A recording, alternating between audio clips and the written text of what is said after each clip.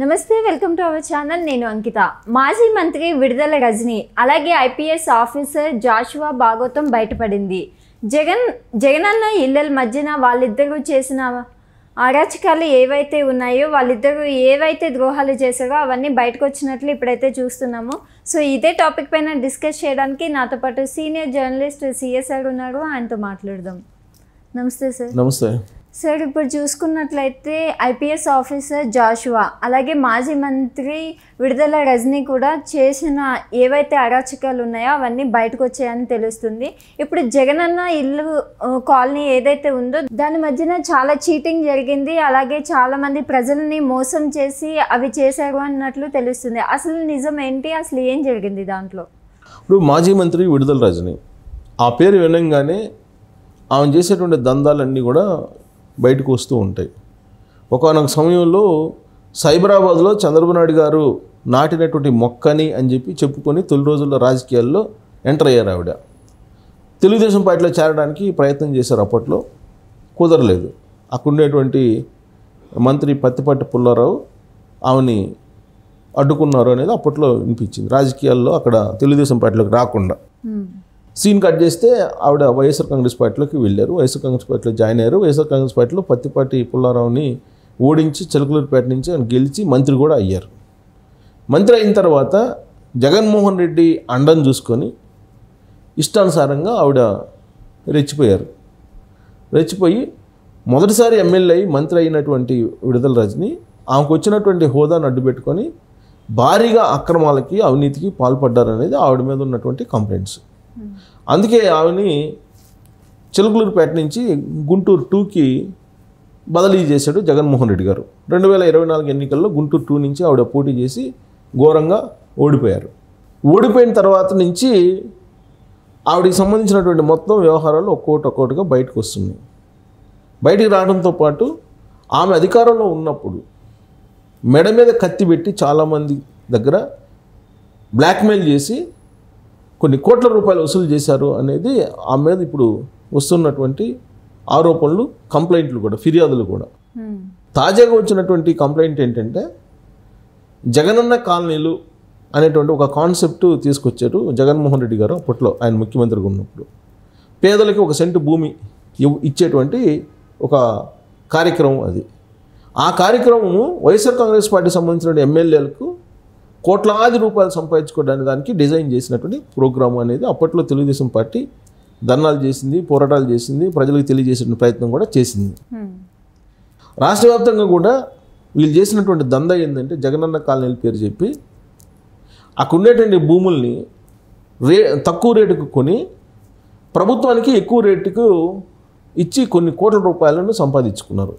Example తీసుకుంటే ఇప్పుడు వచ్చినటువంటి కంప్లైంట్, విడుదల రజని గారి మీద వచ్చినటువంటి కంప్లైంట్ని బేస్ చేసుకుంటే అక్కడ జగనన్న కాలనీలు నిర్మించడానికి దాదాపుగా ఒక 50 ఎకరాల్లో 100 ఎకరాల్లో తీసుకున్నారు. 200 ఎకరాలని అంటున్నారు. మరి సరే ఎంతో అది 100 200 అది కరెక్ట్గా ఫిగర్ తెలియదు, కానీ మొత్తానికి ల్యాండ్ అయితే తీసుకున్నారు.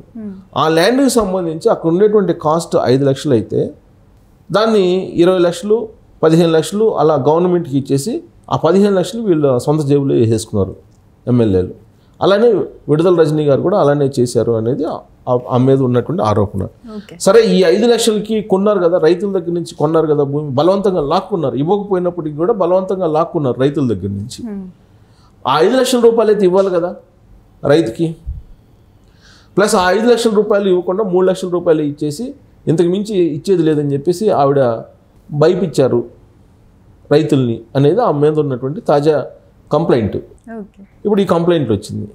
కంప్లైంట్ వస్తే దాదాపు ఆ విధంగా 10 కోట్ల రూపాయలు 15 కోట్ల రూపాయలు ఎగ్గొట్టారు రైతులకి.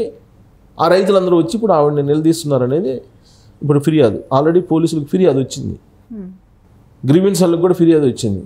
ఇప్పుడు వాళ్ళ క్యూలో నుంచి రైతులందరూ కూడా మమ్మల్ని మోసం చేశారు, మా దగ్గర నుంచి బలవంతంగా తీసుకున్నారు భూములు, తీసుకున్నటువంటి భూములకు కూడా మాకు డబ్బులు ఇవ్వలేదు అని చెప్పి వాళ్ళు కంప్లైంట్ చేశారు. కంప్లైంట్ చేస్తే అధికారంలో ఉన్నప్పుడు మీరు ఏం చేశారు అడగచ్చు కదా, ఇన్ని సంవత్సరాల పాటు ఎందుకున్నారంటే ఆ రోజున ఐపీఎస్ అధికారి ఎవరైతే జాషువా అని ఉన్నారో అతను వీళ్ళని భయపించారు, ఆయన పిలిచి భయపించాడు, అందుకే మేము ఆమెని అడగలేకపోయాము. అప్పుడు మినిస్టర్గా ఉన్నారు ఆవిడ.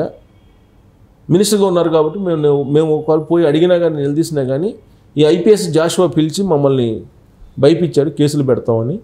అందుకు మేము ఏం చేయలేని పరిస్థితుల్లో మేము కాముకున్నాము. ఇప్పుడు మీరు ప్రభుత్వం మారింది కదా, మీరైనా న్యాయం చేయండి అని చెప్పి వాళ్ళు కంప్లైంట్ చేశారు వచ్చి. దీంతో అటు జాషువా ఇటు విడుదల రజనీకి సంబంధించినటువంటి వ్యవహారం బయటపడింది. ఆ రోజున ఎవరెవరు ఆఫీసర్స్ని అడ్డు పెట్టుకొని ఈ వైఎస్ఆర్ కాంగ్రెస్ పార్టీ వాళ్ళు దందాలు చేశారు అనేది ఒక్కోటి బయటకు వస్తుంది. ఇప్పుడు ఇదే విడుదల రజనీ గారికి సంబంధించి ఎన్నికలు అయిపోయిన తర్వాత బయటకు వస్తున్నటువంటి ఎన్నికల ముందు కూడా వచ్చింది. ఆల్రెడీ ఎన్నికలు ప్రచారం ఉధృతంగా జరుగుతున్నట్టు సమయంలో కూడా పార్టీకి సంబంధించి ఎమ్మెల్యే టికెట్ ఇప్పిస్తామని చెప్పేసి గుంటూరు జిల్లాలో ఒకళ్ళిద్దరి దగ్గర భారీగా తీసుకొని సజ్జల రామకృష్ణారెడ్డి దగ్గర పంచాయతీ చేసింది. సజ్జల రామకృష్ణారెడ్డికి ఇచ్చారు. ఆ సజ్జల రామకృష్ణారెడ్డి దగ్గర అమౌంట్ ఉన్నాయని చెప్పేసి వాళ్ళు చెప్తే అప్పుడు ఎలక్షన్ టైంలో ఇదంతా గందరగోళం అవుద్దని చెప్పి వాళ్ళు 5 కోట్లు ఏమి ఇస్తే 3 కోట్లు ఏదో వెనక్కి ఇచ్చి మిగతా 2 కోట్లు ఇవ్వలేదు అనేది కూడా ఉంది ఆ మీద ఆరోపణ. సో ఇలాంటివన్నీ కూడా బయటకు వస్తున్నాయి. ఇప్పుడు ఒక విడుదల రజనీ గారికి సంబంధించినటువంటి ఆరోపణే కాదు, రాష్ట్ర వ్యాప్తంగా వైఎస్ఆర్ కాంగ్రెస్ పార్టీకి సంబంధించి అప్పట్లో ఎమ్మెల్యేలు ఏం చేశారు అనేది ఇప్పుడు మొత్తం ఒక్కోటి బయటకు వస్తుంది. దాంట్లో ముందున్నారు మాజీ మంత్రి విడుదల రజనీ గారు. ఆవిడకి సహకరించినటువంటి ఐపీఎస్ అధికారి ఎవరు అంటే జాషువా.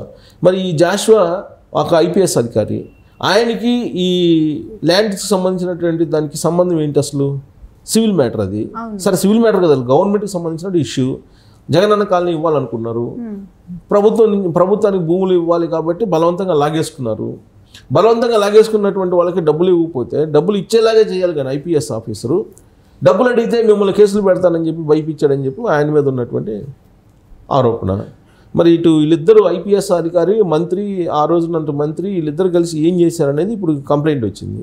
దీని మీద విచారణ జరిపితే కనుక విడుదల రజనీ ఎంత తీసుకున్నారు, జాషువా ఎంత తీసుకున్నారు, అసలు వీళ్ళిద్దరు భాగవతం ఏంది, వీళ్ళిద్దరు వ్యవహారం ఏంటి అనేది మొత్తం బయటికి వచ్చేటువంటి అవకాశం లేకపోలేదు.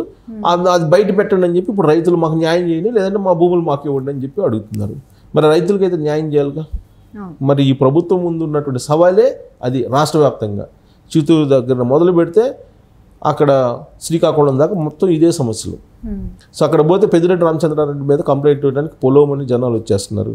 గుంటూరు వెళ్తే విడుదల రజనీ గారి మీద ఇవ్వడానికి కంప్లైంట్ వస్తున్నారు. ఎక్కడికి పోయినా సరే వాళ్ళ మీద కంప్లైంట్ ఇవ్వడానికి ముందుకు వస్తున్నారు. ఇప్పుడు విడుదల రజనీ గారికి సపోర్ట్ చేసినటువంటి ఐపీఎస్ ఆఫీసర్ జాషువా, ఈ జాషువా వ్యవహారం ఏంటి, వీళ్ళు ఆ రోజు మంత్రిగా ఉన్నటువంటి రజనీ, వీళ్ళిద్దరూ ఎన్ని రకాల ఇలాంటి పంచాయతీలు చేశారు, ఇవన్నీ బయట రావాల్సింది. Okay, thank you sir.